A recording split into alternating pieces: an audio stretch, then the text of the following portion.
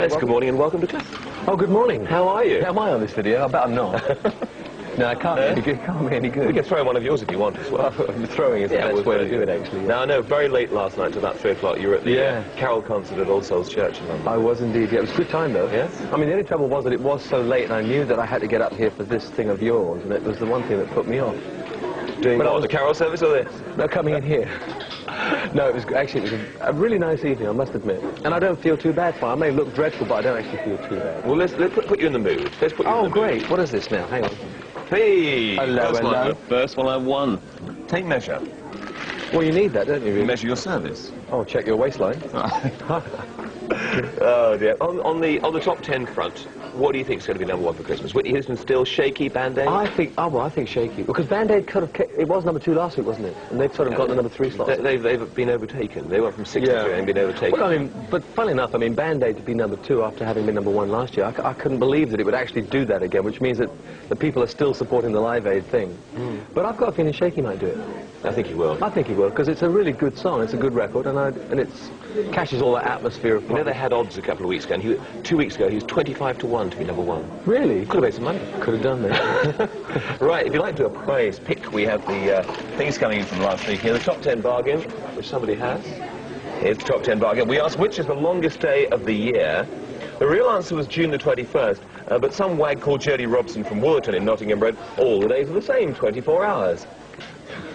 Right, but we have the Radio 1 calendar and the top 10 records brought in by... Who? Elizabeth. Right. Here's the winner, Cliff. I have picked out a card from Louise Hardwick of 16 Norton Park Road, Sheffield. And the pop bargain. The longest day of the year is the 21st of June. Well done. Radio 1 calendar, top 10 records to you. And the silly hat bargain. Which Trinity House lighthouse is the most remote? The answer, the Smalls. The Smalls off the David coast, and the lighthouse hat, which is very, very silly. There it is. Goes to whom? What's your name? Mary. Mary. Right. You look like Elizabeth. I noticed. Are you twins? Oh, God. Followed the quick change. Yes, I did. I thought, what a wonderful job. And then I thought, she's lying as well. Oh, Angus Baxter, this is from 6 St. Ronan's Terrace, Innerleithen? Somewhere like that. Innerleithen, there it is. Anyway, the Smalls? Yeah, is that the answer? The Smalls. What was the question? The question was, which Trinity House lighthouse is the most remote? The Smalls off the David coast. Well, Angus, you got it. Finally, Les Dennis and Dustin G. bargain. Brian Forms made a film version of Cinderella.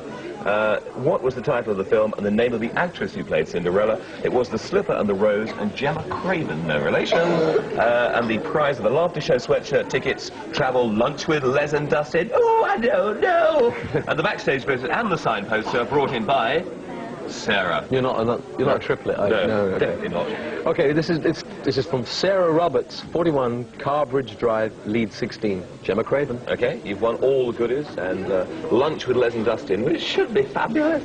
And Vicky's got some questions from some of the gang here in the coffee shop. I've got a question from another Vicky. What other musicians influenced you in your musical career?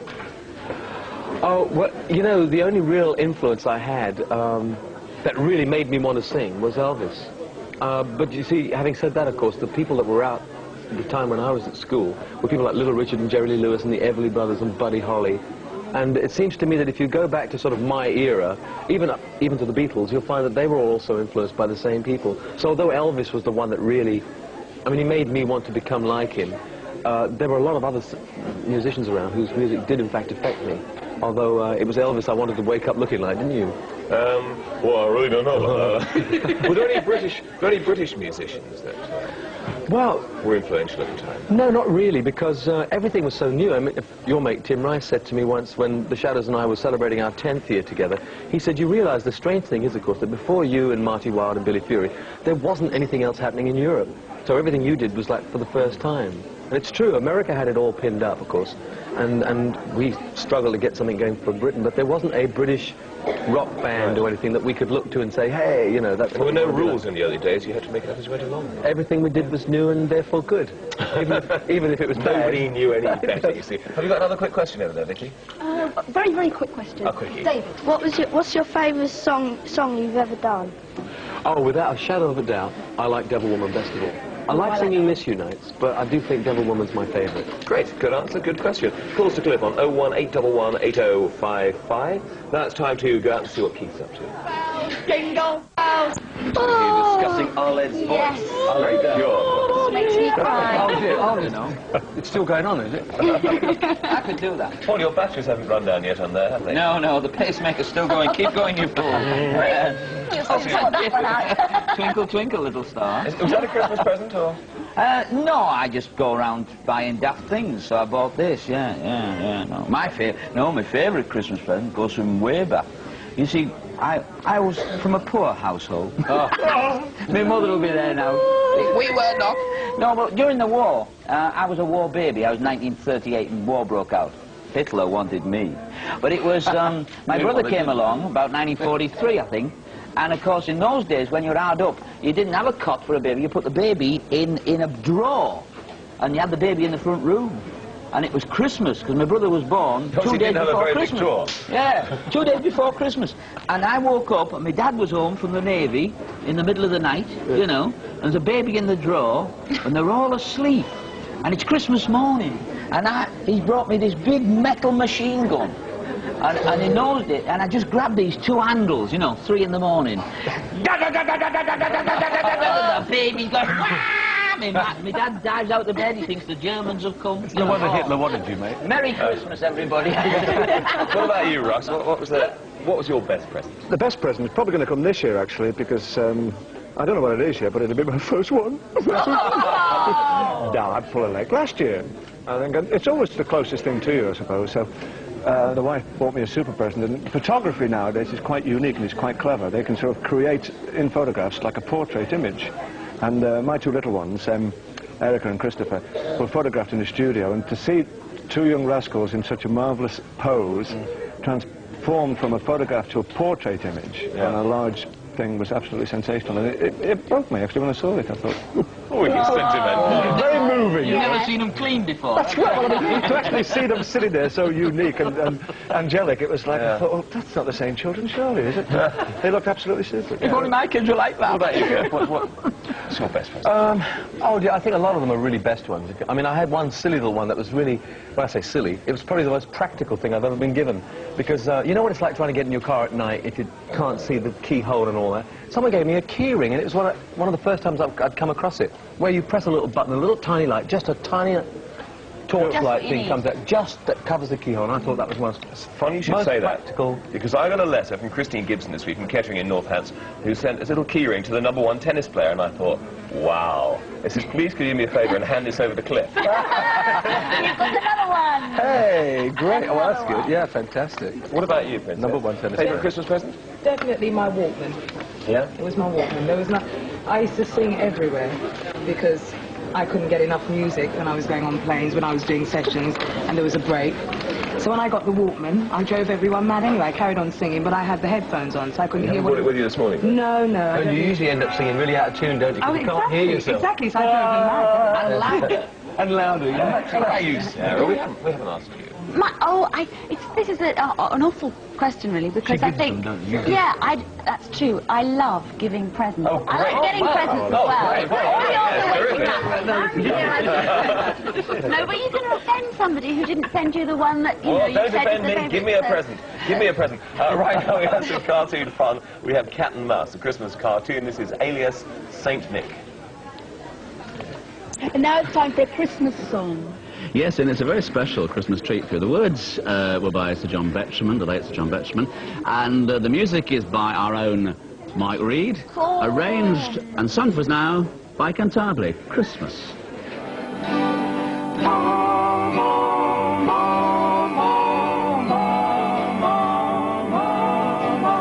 The bells of waiting have been ring, the tortoise stove is lit again, and lamplight light across the night, and off the streaks of winter rain.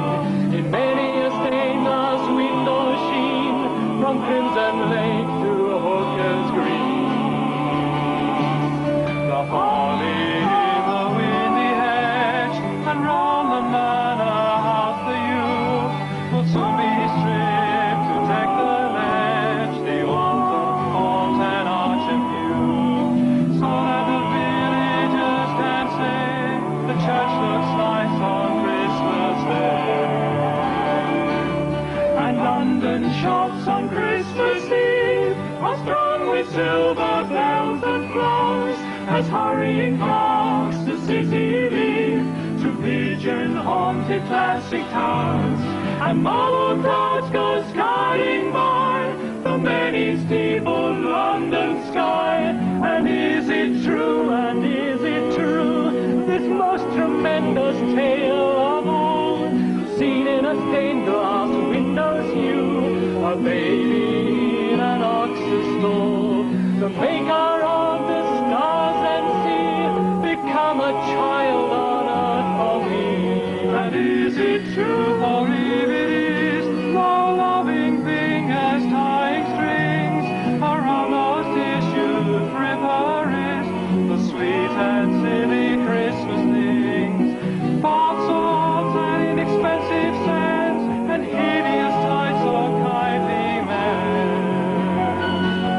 The love that in a family dwell, no caroling in frosty air, nor all the steeple shaking bells can with this single truth compare, that God was man in Palestine and lives today in bread and wine. And is it true? And is it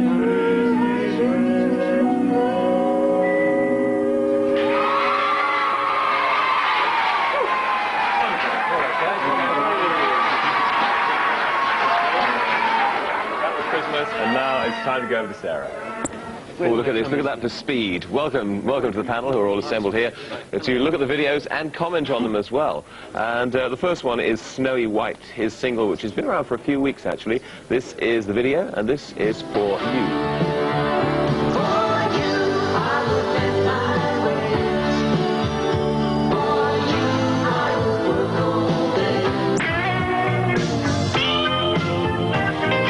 Great guitarist, that guy, Snowy White. That is for you, and we're going to start with Paul Daniels. Magic or not? Magic, yeah, I thought it was very, very pleasant, and I liked his. They've gone back to the old days of silent movies to make the video, and I recognised most of the shots because I was there at the time. And I just didn't. I tell you, there's one tiny little bit. I didn't like his attitude to the old lady next door. Funny, isn't it? Just sat there, and that bit of the video, I just went, oh. How inconsiderate. And I don't think you should put a shot like that in because you lose a bit of the audience, you know. Funny. Okay, Princess. I liked it, but I saw others that I liked more. So I don't want to say much yet. I like it. It's a good one. Good comments. It's a good one. It's a good one. Cliff. Well, I like the song. I mean, I'm finding it really hard to get into videos these days because it seems to me that everyone's trying to make the definitive video. And it's almost at the expense of everything else, whereas you said he's a great guitarist, and he is, and he's also quite an air singer, and the song's really good too. So I'm going to look at it from that angle. I think it's a really nice song. Okay, and also welcome Kent Hartley. Well, thank you, Mike, we're glad to be here. Our thoughts on this video are perfectly clear. No tune, no theme, no action, no fun. We think this record will be #1.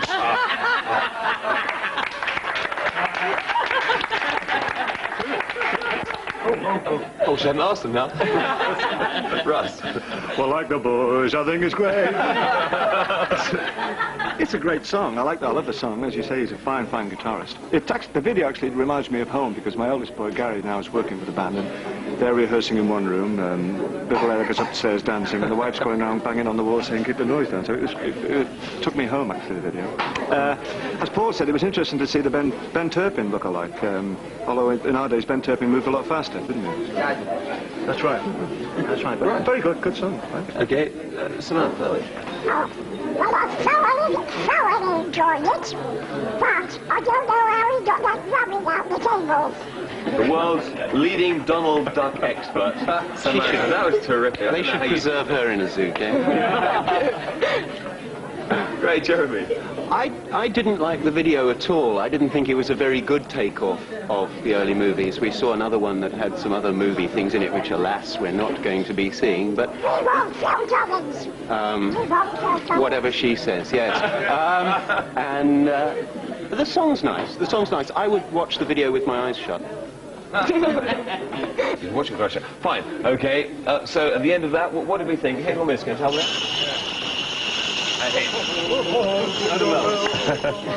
Right, Jennifer Rush, obviously a #1 with The Power of Love. This is the follow-up. This is called Ring of Ice. Will this get to #1 as well? And Power of Love, that's Ring of Ice from Jennifer Rush. Jeremy. Nice light bulbs. I like the fluorescent tubes. The song's okay. It's a video that would slot into teleprograms. It's not a video to watch at home, I don't backing think. by the Osrams. Yeah. Very, very bright, very bright. It's for TV programs rather than the sort of thing you'd watch at home, I think. Okay, Donald. I'm afraid to say I wasn't very impressed. Sorry. It's boring. Sorry. Okay. And we, Lovely. and we really away put my mummy in hospital. Oh, what's your mum's name? Maggie. Which hospital is she in? She's in Holly House. Oh, well, In Wood. cheer her up. Maggie, Maggie. There she is. Where is she? There she is. Here she is. Keep moving around, Maggie. There she is. Maggie's in there. Right. Hope you're watching there. Right, Russ. Well, she was obviously in a rush. She forgot to tuck her shirt in. But, no, it was... I didn't particularly enjoy the video. It was a bit too monotonous for me, a bit too sort of repetitive. But the song, I think, was quite intensely good. Okay, what about the Canterbury boys up at the back here? We think it'll be enormous, we think it'll be enormous, we think it'll be enormous in Outer Mongolia. I'd love to have it. I wouldn't mind where I had it. I'll take it. Yes. What do you think? Well, it's really hard, I always think, to follow a #1. It's almost impossible. Very few people actually come up with, say, another #1. It's in your book, isn't it? How few people are. There are that have a follow-up. But I don't know that it's as strong. And the video, you're right, is the kind of thing that you'd perhaps have done as a, in somebody else's show. It's not a video as such. But you know what? I can relate to a little bit more because I heard the song far more in her video than I did in the others. Because you're left just watching a very attractive face and a fair pair of legs, which you feel as though you didn't actually mean to show. You feel as though the shirt's not quite... But I liked it, but I'm not sure she's going to have the same success. But, who knows? Okay, Princess, do you know? Yeah, I met Jennifer Rush last year. We were on the same show in Switzerland. And I think she's better live anyway. I don't think the video is that impressive at all. It's a good thing she's a pretty lady, because that's the only reason to watch it, basically. Ordinary video, it's very ordinary. Hi, Jennifer. You come up from behind the screen now. But I like her voice. I don't think the song's as strong as The Power of Love. I've heard another song that I think would have been better. Yeah. But so saying, I think it'll probably be enormous in Outer Mongolia.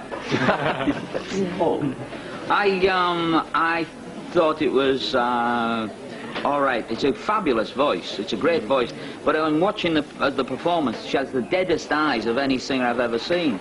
She's not in fact performing. When I was watching the video, her eyes are absolutely like this, and I'm singing this song, and at one stage she actually goes, "Move where?" and it really, I mean, her eyes are so dead. The girl just isn't performing for me. I really hope she's not watching. Cantabile, summing up. Oh, miss, they say, miss. Finally, Aha. This is their new one, which I think is great. The sun always shines on TV. Single follow-up to Take On Me, which nearly made #1. The sun always shines on TV. Paul. I thought it was great. I thought it was fabulous. I loved it, listening to it. I found the images interesting, but slightly disturbing that they'd set it in a church. Princess. Next. Loved it. Absolutely loved it. They obviously had about £95,000 more spent on their video than I had on mine. Next. Or the Jennifer Rush had on hers, yeah. I like that first video, was brilliant, of course. Yeah. Well, the funny thing is you didn't show the first part of the video, which in fact is almost the best part, which is like links it with that previous video with the sort of sketching thing. But I think it's good. I think it's got to be a hit. This band should be Santa present. It'll slay them in the aisles. It's as good as Sister Sledge. It's even better than Purple Reindeer. It's a cracker. You come again. Right. Very good. I'm enjoying the boys. No, the video was good. I enjoyed it. As Paul said, it was a bit disturbing for the church. In fact, they'll get a shock when they go around for the collection, won't they? Because there's nobody putting it in. But the song is good. The video is good. It's straightforward. It says it all. Smashing. Samantha, what about your own voice this time? Or has Donald got something to say first? Of course, all of it was wonderful. But so that the video, but there's something wrong with the lead singer who keeps turning into a cartoon. Yes. It's rather strange. I'm pleased you have a real voice underneath there. Yeah, somewhere. Jeremy. I liked it very much. Best of the bunch. Interesting, exciting, good song, good video. Nice one.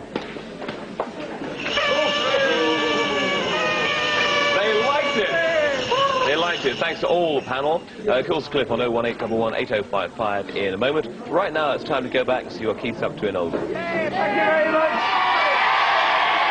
Here we are, gentlemen. So I hope you know the words in there in London, Mike. Do you? We know the words. If not, Cliff will help you out. I know. Cliff knows the words as well. Oh, yeah. good. Very big All right, words. I'm going to go out giving him sheets out now, so stand by, you lot. Okay then. Okay then. Bye. Right, we're singing God Rest You Merry Gentlemen. So if you want to join in at home, get your hymn sheets ready. Let's take Stiffhead's hat off. Has he been on all morning? We haven't seen him. There he is. Look. Oh, poor chap. Lurking underneath there. We had trouble breathing. Take that off. Whoa. Well, let's just say a quick hello to Alexandra, who just got his message through from Leicester. Happy 17th birthday to you. Now, today, it's going to be test your stamina time today, isn't it? It certainly is. Because we've got the tennis later in Brighton. Yes, today is the day, 21st of December, folks, and we're going to do our Pro Celebrity Tennis Tournament. Now, you're going to be in this. Yes. Now, you've been training? I've been training a bit. I played last week, yes. I mean, do you seriously think you're going to win? I seriously think I'm going to win this, yeah. I mean, like, I've got a feeling. You must have some kind of plan. No, I have absolutely no plan whatsoever. In fact, I'm just going to beat you with pure talent. Pure talent and a lot of skill, but I have no plans. Actually, they want to design one that's the length of the net, mate. That's the only way you're going to get the ball back. This is great, isn't it? That's wonderful. Yeah. Oh, I will beat you with that easily. Well, you might win that because that's going to be the booby prize. Oh. Ah, fine. Okay. It's going to be, just to remind everyone who's playing tonight. Yeah, well, I mean, this year, again, we've got great girl players. Virginia Wade is playing, Anne Hobbs, Annabelle Croft and Sarah Goma. I played with Sarah last year, and of course, we won the thing. So as holders, we'll be playing together. You're going to be playing with Anne Hobbs. Shaking Stevens is playing, and he's going to be playing with Annabelle Croft. Right. And Hank Marvin is playing, and he's going to be playing with Virginia Wade. Gosh. So it's a great lineup. Because all the proceeds are going to go to help young people in their tennis, because earlier this year we went down to Bishop Abbey. So the money this year is going to what? So well, the same thing. I mean, the fund has been set up, and it's not just the 8 kids that we finally picked out to get most of the help. Obviously, we've got to sort of focus it down to a certain group. But for instance, 40 young people came to Bishop, and the 32 that didn't get the final grant are still being helped I mean, for instance, they're being helped to join clubs, and in other words, if they still want to play tennis, they're being helped to financially a little bit. And so the whole thing is called Cliff Richard's Search for a Star, yes? Yeah. I think by the time next year comes around, we may have doubled the number that we can support, you know. And really, it's a fantastic way, because if we can just get people interested in tennis in Britain, there's no reason why we shouldn't Boris the rest of them off the, rest of the world off the course. Quite right, too. Yes, why Okay, not? let's take some calls and maybe chat about that. We have Paul Ward. Hello, Paul. Hello. Good morning. You're through to Cliff for your question. Good morning, Cliff. Hello. Cliff, I'm a born-again Christian, and I've heard lots of people say it's wrong for a Christian to be a pop star. If someone said this to you, what would your answer be? Well, I can't see that there's anything that you can't be as a Christian. I mean, all I know is that my work is being a pop singer. The thing about being a Christian is that if you're a banker or a teacher or even a schoolboy or a student in college, you've got to attempt to be the best at what you say you are. Because the Christian life says you're representing Jesus here, and you've just got to do the best you can and give all glory to him. So it makes it difficult, but definitely not impossible. You still have to earn a living and carry on. You still have to do what you do, that's right. Okay, thanks for your call. Thank Good you. question. And Jane McShifrey is on the line. Hello, Jane. Hello? Hello, Jane. Happy Christmas. Hi. Hello. Did you record a song called 20 Flight Rock? 20 Flight Rock. Now listen, that's way before your... How old are you?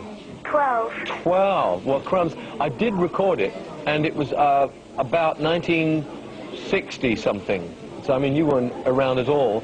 But it was originally recorded by a guy called... Eddie Cochran. Eddie Cochran, that's right. He did the most fantastic version of it. I don't think our version was anywhere near as good, but it was at a time when we were very heavily influenced by American music. And the Shadows and I really loved the song, so we did do a version on an album yonks ago. And I know that that Keith Chegwin and his group actually do that on stage. 20 Flight Rock. Yeah. That should be a laugh. Yeah. Sorry, Keith. Is that okay? Yeah, thank you. Are you going to give us a bit of 20 Fly Rock before you go? I don't know, it's just my mum and dad have been having an argument about it. Oh, well, it's a good thing to argue over. Yes, it's better than arguing about anything else. Okay, well, thanks for your call. Thank you, bye. Bye. And Amanda Richardson, hello. Hello. Hello, good morning, you're through to Cliff. Where did you originally get the shadows, and would you join up with them again? Where I got them, it's funny because when I made my first couple of records, the shadows as you know them now weren't actually on the records. I had a couple of mates from school and a couple of session musicians. And what I did was when I first had to go on tour in 1958, I thought, well, I've got to form a really good band because my friends weren't enough to take on the road. So I found Hank Marvin and Bruce Welch, who joined me for the first tour. During the tour, we met a guy called Jet Harris, who was actually playing bass for somebody else, and he sat in with us because he liked our music. So he joined the Shadows after the tour was finished, and the three of them remembered a young drummer called Tony Meehan. No longer young, but then was a brilliant drummer, I believe. And so that's how the Shadows came to be. I don't know whether we could join up together again, because the Shadows kind of, they're almost, I always call them an occasional band. They get together now and then. My career, I've still got my career, and I've formed a really fine band myself. I think what we should do is get together now and then and do nice nostalgic things like we did last year, and we had a really fabulous time. It was a great couple of weeks we spent together. That's good. Thank you. Okay, thanks. Bye. Bye. Bye. Don't adjust your sets at home, by the way. It's just the snow coming down here. We have David Cole on the line. Hello, David. Hello. It's really clear. Hello, Cliff. Hello, David. Were you always a good singer when you were very young? Was I what? Always a good singer. A good singer when you were very young.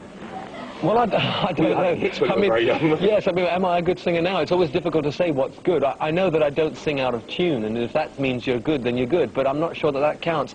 I could sing, but, you know, I sang like everybody else. I'm not sure that I had a distinctive enough style to be able to say that I was good, bad, or indifferent. But I did sing in a choir when I was small. You were the Arled Jones of Hertfordshire, weren't you? Yes, I was. Is there time suitable for children?